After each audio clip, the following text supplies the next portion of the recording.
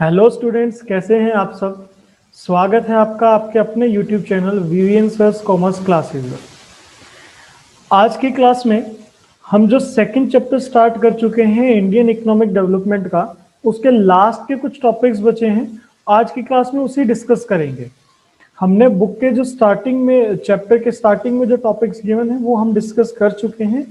Chapter के last में एक एबिलिटी जोन होता है जिसमें कुछ एक्स्ट्रा टॉपिक्स गिवन होते हैं। आज हमें इसके क्वेश्चन जो टॉपिक्स डिस्कस करने हैं। इसके साथ साथ फर्स्ट चैप्टर में भी एक छोटा सा टॉपिक गिवन है एबिलिटी जोन का, जो हमने उस टाइम पे छोड़ दिया था। एक वो टॉपिक भी देखेंगे हम। तो ये देखते हैं। पहला टॉपिक है ग्रोथ एंड डेवलपमेंट, दो रिलेटेड आर डिफरेंट कॉन्सेप्ट्स। यानी कि ये टॉपिक ये कहता है कि दो टर्म्स हैं, एक तो है ग्रोथ, एक है डेवलपमेंट। दोनों बेशक एक दूसरे से रिलेटेड तो हैं, लेकिन फिर भी दोनों अलग अलग टॉपिक्स हैं, अलग अलग कॉन्सेप्ट्स हैं। तो उन दोनों का मतलब बता रखा है।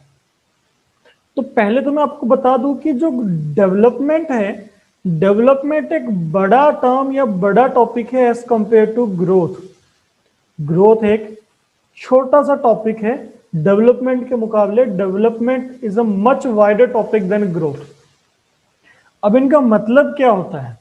ग्रोथ देखिए, डेफिनेशन दे रखी है, refers to a situation of sustained rise in GDP over a long period of time. यानी जब किसी देश की जीडीपी लगातार काफी टाइम तक बढ़ती रहती है तो हम कहते हैं कि वो देश जो है, उस देश की इकोनॉमिक ग्रोथ हो रही है, वो देश ग्रो कर रहा है।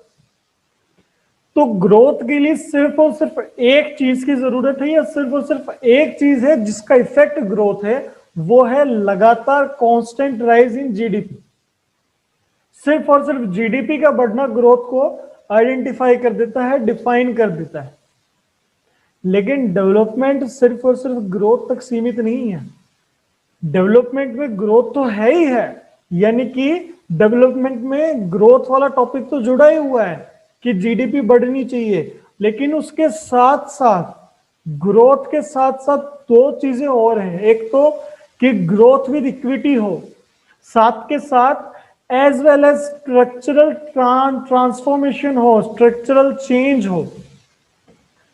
अब इक्विटी का क्या मतलब है, ये हमने पहले देखा हुआ है। इक्विटी का मतलब होता है इक्विटेबल डिस्ट्रीब्यूशन ऑफ इनकम, कि देश में जीडीपी के बढ़ने से जो देश में इनकम बढ़ रही है, उस इनकम का बंटवारा इक्विटेबल बेसिस पे हो। इक्वल नहीं, इक्विटेबल। दोनों में डिफरेंस हमने देखा हुआ है। इक्वल का तो मतलब होता है बिल्कुल बराबर, जो कि कभी भी पॉसिबल है ही नहीं, ना ही होना चाहिए। डिस्ट्रीब्यूशन हमेशा इक्विटेबल होना चाहिए, सबकी कैपेबिलिटी के हिसाब से होना चाहिए। तो डेवलपमेंट एक बड़ा टॉपिक है जो ये कहता है कि देश में जीडीपी बढ़े, इस तरीके से बढ़े कि उसके कारण इक्विटी भी हो। उस जीडीपी के बढ़ने से जो इनकम बढ़ी उसका इक्विटेबल डिस्ट्रीब्यूशन हो, और साथ के साथ स्ट्रक्चरल चेंज या स्ट्रक्चरल ट्रांसफॉर्मेशन आया। स्ट्रक्चरल चेंज या स्ट्रक्चरल ट्रांसफॉर्मेशन का मतलब होता है shift from primary sector to secondary and tertiary sector. यानी कि लोग अगर प्राइमरी सेक्टर में ज्यादा इन्वॉल्व है, ज्यादा काम कर रहे हैं, तो वो प्राइमरी सेक्टर से थोड़े से लोग कम होके सेकेंडरी की तरफ जाए, वहां से कम होके टर्शियरी की तरफ जाए। बेसिकली देश में प्राइमरी सेक्टर भी ग्रो करे, लेकिन साथ के साथ सेकेंडरी ग्रो करे, टर्शियरी ग्रो करे। और ये पहचान होती है हर डेवलप्ड और डेवलपिंग कंट्री की।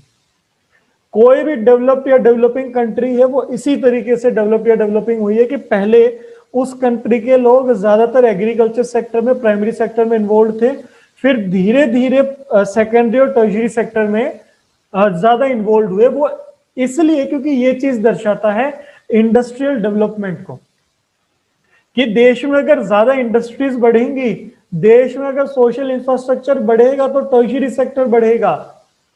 क्योंकि जो प्राइमरी सेक्टर है ये बहुत ही अनसर्टेन ऑक्यूपेशन है, क्योंकि क्लाइमेट के ऊपर डिपेंडेंट है, तो कोई गारंटीड नहीं है रिजल्ट की।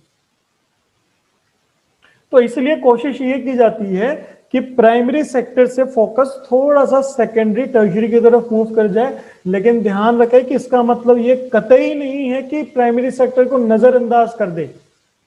प्राइमरी सेक्टर की भी इंपॉर्टेंस उतनी ही है, लेकिन प्राइमरी सेक्टर में जरूरत से ज्यादा लोग ना हो। वो जो जरूरत से ज्यादा लोग हैं उन्हें शिफ्ट करें, ज्यादा ऑक्यूपेशन, ज्यादा इंप्लॉयमेंट प्रोवाइड करके सेकेंडरी एंड टर्शियरी सेक्टर में। तो ये डिफरेंस है ग्रोथ एंड डेवलपमेंट का। तो development is a much wider topic.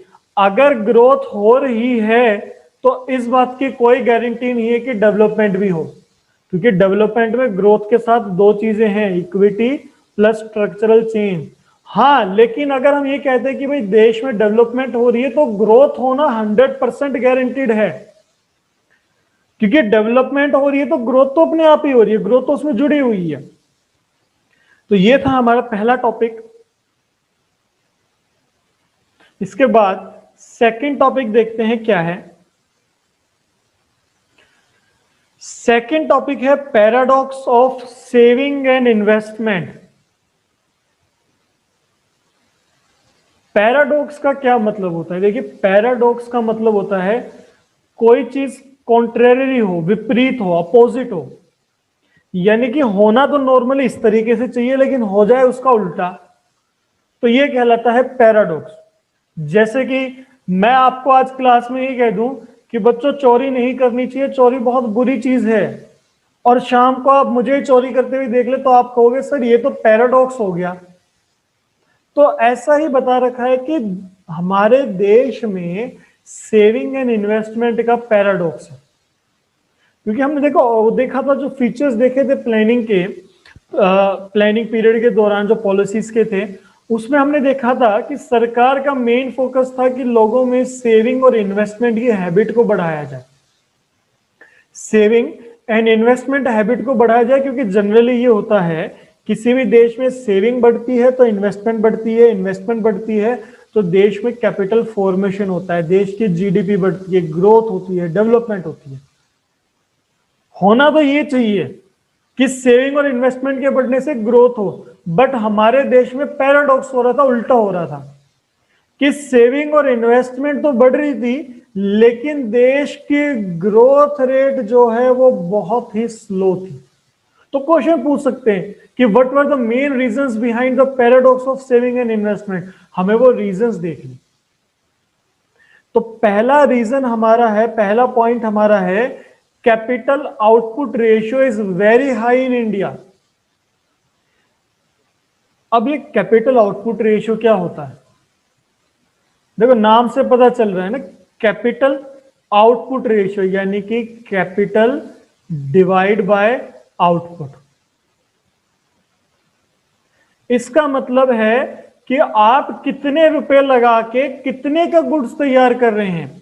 मान लीजिए अगर कैपिटल आउटपुट रेशियो आता है 1:3, इसका मतलब यह कि अगर आपने 1 रुपए लगाए हैं तो उससे 3 रुपए का सामान तैयार किया है। अगर कैपिटल आउटपुट रेशियो आता है 5:5, तो इसका मतलब यह है 5 रुपए लगाए, 5 रुपए इन्वेस्ट किए तो 5 का ही रिटर्न्स मिला। अब जनरली होना ये कम चाहिए। ये कैपिटल आउटपुट रेशियो जितना कम होता है उतना ही देश के लिए अच्छा होता है। इसका मतलब कम होने का मतलब क्या है? कम होने का मतलब यह है कि कम पैसा लगाया, ज्यादा आउटपुट मिली।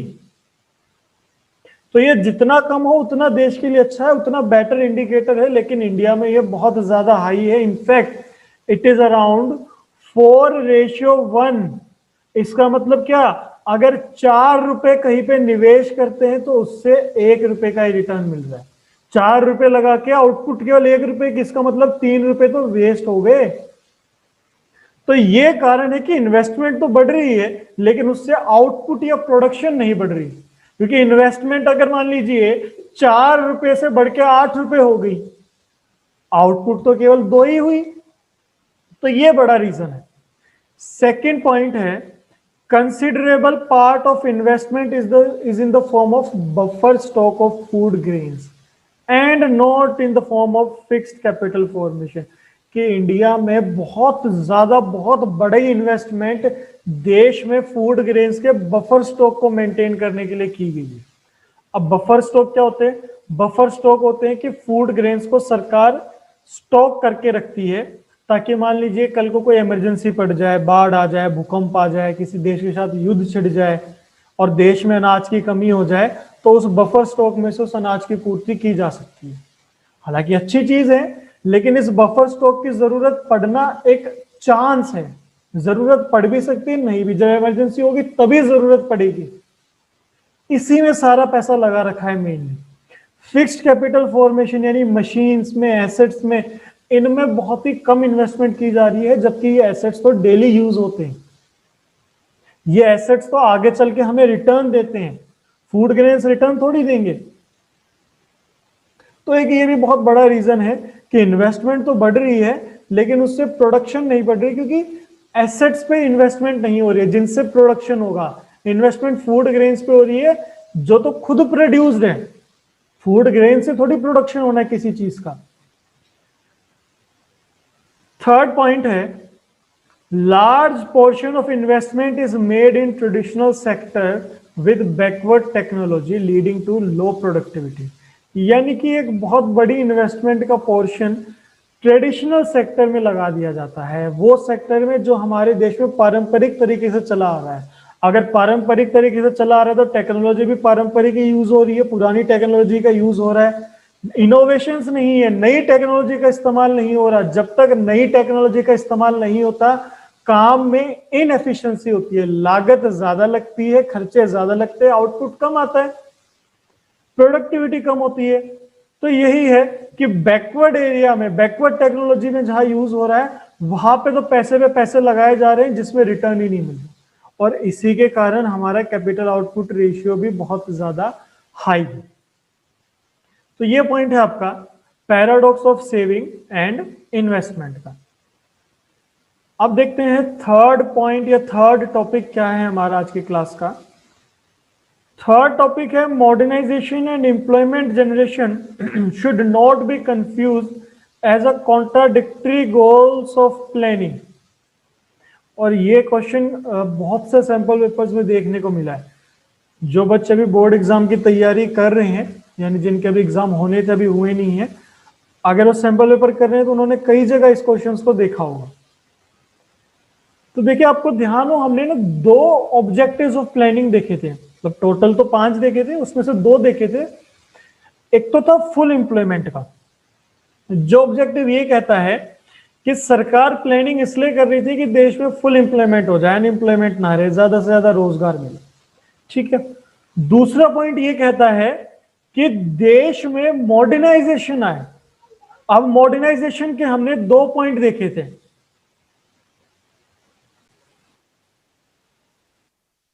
अब जो मॉडर्नाइजेशन का पॉइंट है उसमें हमने 2 पॉइंट देखे थे कि एक तो वो कहता है कि नई नई टेक्नोलॉजी का इस्तेमाल हो, दूसरा कहता है सोशल आउटलुक को चेंज किया जाए।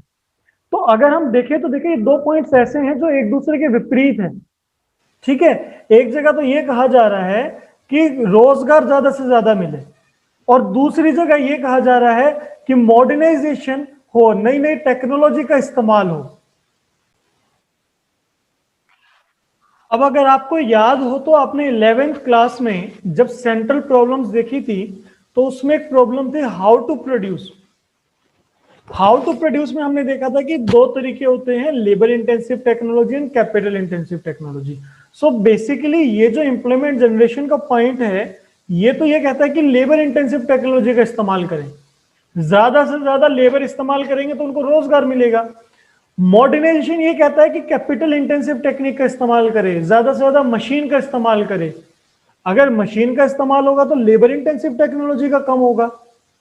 तो यहां पे यही बताया गया है कि इन दोनों को बेशक ये लगते हैं कि एक दूसरे के विपरीत पॉइंट है, कॉन्ट्राडिक्टरी पॉइंट्स है, लेकिन इन दोनों को इस तरीके से कंफ्यूज ना करें कि कॉन्ट्राडिक्टरी गोल्स हैं।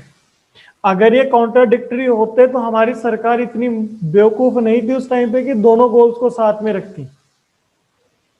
ये दोनों पॉइंट्स एक दूसरे के कॉम्प्लीमेंट्री है, कॉन्ट्राडिक्टरी नहीं है।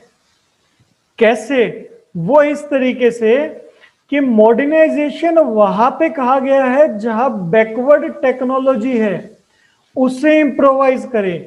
दूसरी चीज, मॉडर्नाइजेशन से कैपिटल जो गुड्स है उन्हें बढ़ाने के लिए कहा गया है। जितने कैपिटल गुड्स बढ़ेंगे उतनी ही इंप्लॉयमेंट जनरेशन और होगी। जैसे कि मान लीजिए एक मशीन है, उस मशीन पे काम करने के लिए 10 लेबर की जरूरत होती है। अब मॉडर्नाइजेशन ये कहता है कि आप एक मशीन और परचेज कर ले, 2 मशीन लेके आए। अगर आप देखो ना 2 मशीन लेके आओगे तो 20 लेबर की जरूरत पड़ेगी। तो जितना ज्यादा मॉडर्नाइजेशन होगा उतनी ज्यादा इंप्लॉयमेंट जनरेशन भी होगी। तो ये दोनों एक दूसरे के कॉम्प्लीमेंट्री, एक दूसरे के विपरीत नहीं है। यही पॉइंट यहां पे बताया गया है कि modernisation that is adoption of new technology implies increase in productivity. इसका मतलब है प्रोडक्टिविटी बढ़ गई, और प्रोडक्टिविटी बढ़ेगी तो इसका मतलब ये नहीं है laser per unit of output, बल्कि इसका मतलब ये है कि जब प्रोडक्टिविटी बढ़ेगी तो जो प्रोड्यूसर है वो ज्यादा प्रोडक्शन करेगा, ज्यादा प्रोडक्शन होगा उसकी कमाई ज्यादा होगी, ज्यादा गुड्स एंड सर्विसेज की डिमांड बढ़ेगी, उतने ज्यादा गुड्स एंड सर्विसेज तैयार करने के लिए उसे और ज्यादा लेबर लगाने पड़ेंगे। आपने मैक्रो के फर्स्ट यूनिट में वो 3 फेजेस देखे इकोनॉमिक्स सर्कल के, जिसमें आपने देखा था पहला phase of production, phase of income generation, phase of disposition. तो क्या होता है कि जितने प्रोडक्शन होगा जितना ज्यादा, उतनी ज्यादा कमाई होगी फैक्टर्स ऑफ प्रोडक्शन की, उन्हें फैक्टर पेमेंट मिलेगी, वो और ज्यादा डिमांड करेंगे गुड्स एंड सर्विसेज की। तो प्रोड्यूसर को और ज्यादा गुड्स एंड सर्विसेज तैयार करने पड़ेंगे, जिसके लिए लेबर्स को रखेगा काम पे। तो ये सारे एक दूसरे से जुड़े हुए पॉइंट्स हैं। तो इस तरीके का क्वेश्चन कई सैंपल पेपर्स में देखा गया है, इसलिए आप इसे इंपॉर्टेंट भी मान सकते हैं।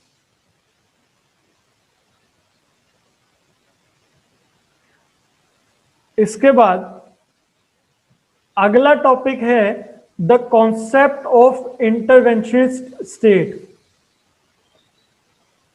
इंटरवेंशनिस्ट स्टेट, ये इंटरवेंशन वर्ड से बना है। इंटरवेंशन का मतलब किसी के काम में हस्तक्षेप करना।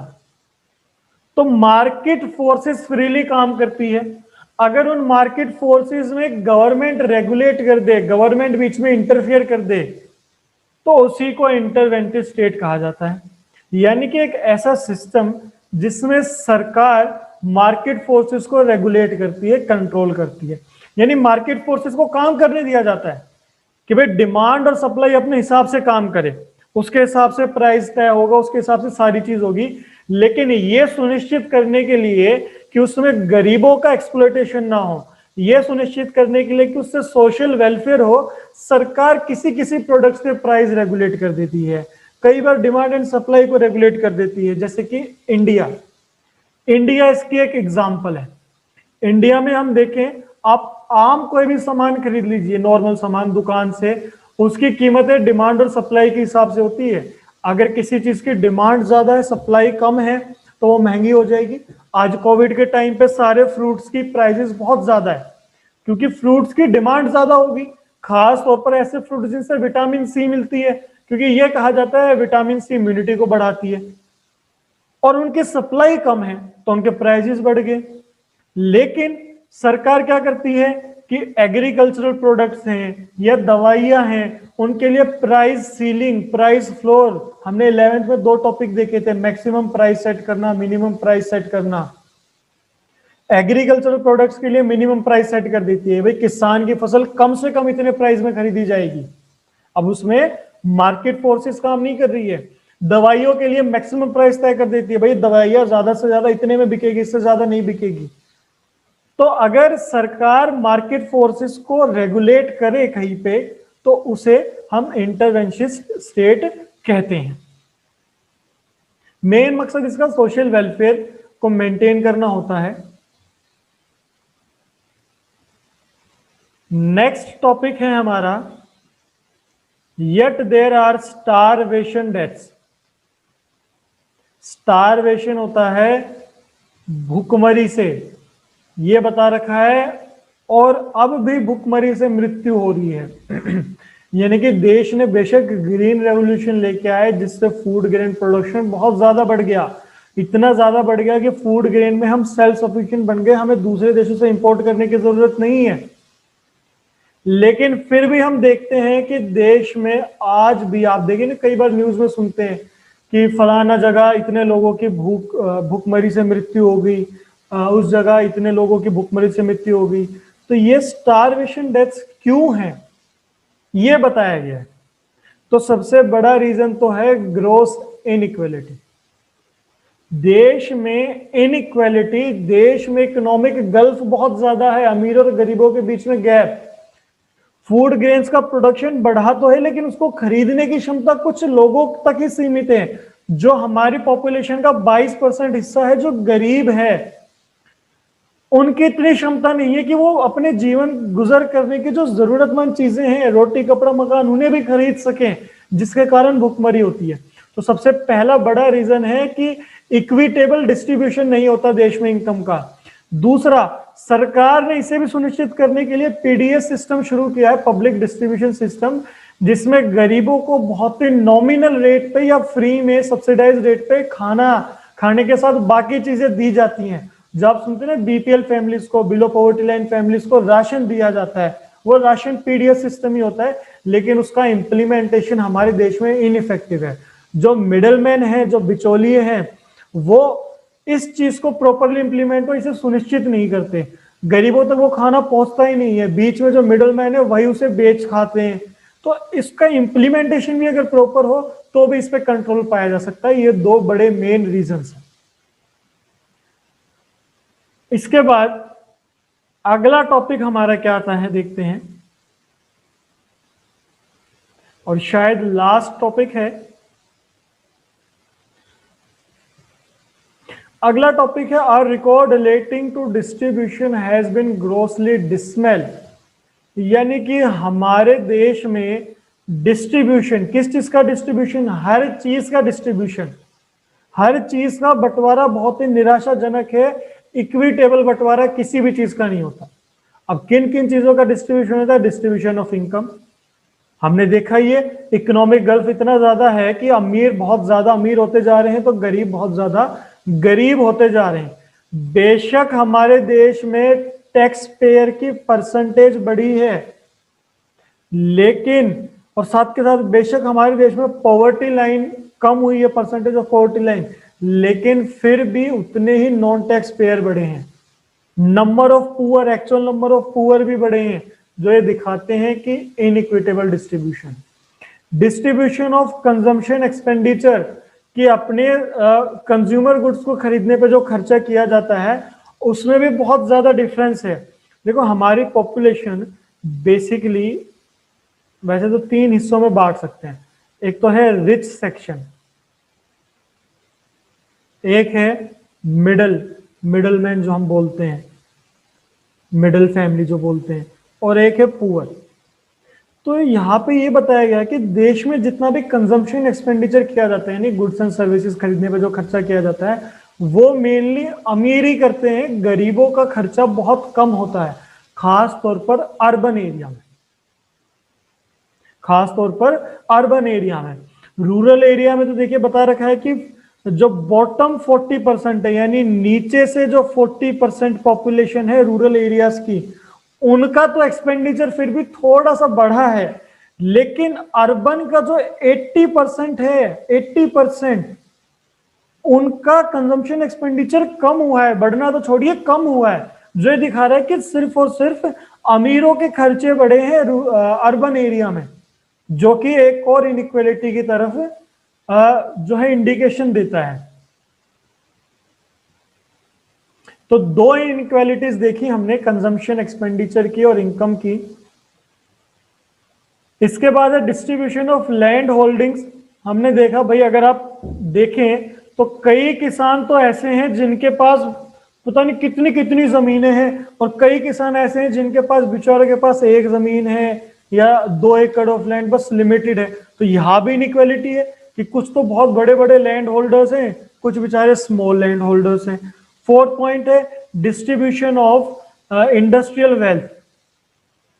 ये पॉइंट इंटरेस्टिंग है और इंपॉर्टेंट भी है कि देश में जितनी भी इंडस्ट्रियल पूंजी है वो भी बहुत अनइक्वल डिस्ट्रीब्यूटेड है। वो कैसे?